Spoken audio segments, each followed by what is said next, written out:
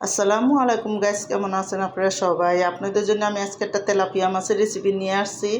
আমি তেলাপিয়া মাছটা টমেটো দিয়ে রান্না করবো। তো দেখুন, এখানে আমি অল্প করে হলুদ, আধা চামচ হলুদের গুঁড়া, আধা চামচ মরিচের গুঁড়া, আধা চামচ ধনিয়ার গুঁড়া আর একটু লবণ, স্বাদ মতো লবণটা দিয়ে দিছি। দিয়ে কিন্তু মাছটা ভালো করে দেখুন মাইখা নিবো।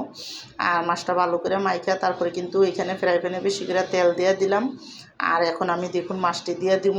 আমার এখানে মাছটি সব দেওয়া হয়ে গেলে এই মাছটি আমি সুন্দর করে দোনোটা পিঠ লাল হওয়া পর্যন্ত ভাজা নেবো। তো দেখুন এক পিঠ লাল হয়ে গেছে পরে কিন্তু আমি মাছটা উল্টাইয়া দিব।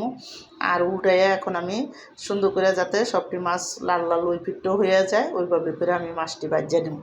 তো মাছটি ভাজা দেখুন এদিকে এই মাছটি আমার হয়ে গেছে, আমি উঠাই দিব একটা প্লেটের উপরে উঠাইয়া বাদ বাই মাছটিও আমি কিন্তু এখানে ভাজা নেব।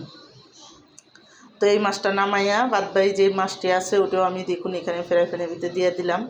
আর এটি দেখুন সবটি মাছ সুন্দর করে এখানে দিয়া তারপরে কিন্তু আমি এই মাছটিও হওয়া পর্যন্ত ভাজা উল্টে নেবো। তো এদিকে দেখুন মাছের তেলটা দিয়ে দিছি, দিয়ে কিন্তু আরেকটু তেল দিয়ে আমি এখানে বেশি করে 1 কাপ পেঁয়াজ দিছি। আমি আজকে পেঁয়াজ দিয়ে আর টমাটো দিয়ে মাছটা রাঁধুম। আর এখানে দেখুন আমি 2 চামচ আদা রসুন বাটা আর হলোগা 1 চামচের বেশি একটু হলুদের গুঁড়া দিছি, 1.5 চামচ আমি ধনিয়ার গুঁড়া, 1.5 চামচ মরিচের গুঁড়া, সব কিছু দিয়ে স্বাদ মতো লবণ দিয়ে দিব। দিয়ে কিন্তু এখন আমি একটু পানি দিয়ে দিব। পানিটা দিয়ে ভালো করে আমি কিন্তু মশলাটা কষাই নেব।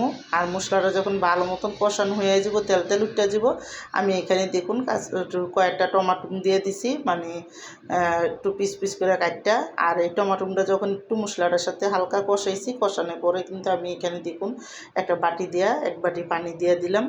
তো পানিটা দিয়ে এখন আমি কিন্তু মাছটি এখানে দিয়ে দেব। আর সবটি মাছ এখানে দিয়ে তারপরে কিন্তু আমি এখন এই মাছটা দিয়ে তারপর তরকারিটা রান্না করবো।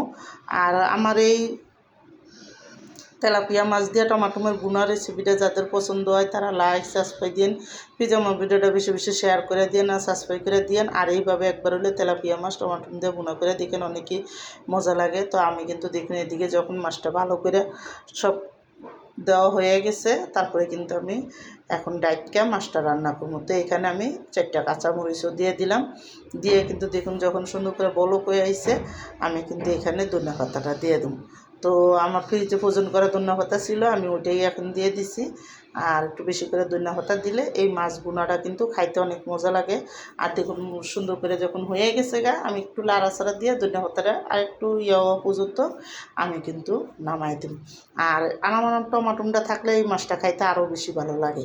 তো দেখুন এখানে কিন্তু আমার মাছ ভুনাটা পুরাই হয়ে গেছে, তেল তেল যখন উঠে গেছে আমি কিন্তু এখন নামাই দেবো। আর আমি লাড়াচাড়া দিব না। তো আমার রান্নাটা শেষ।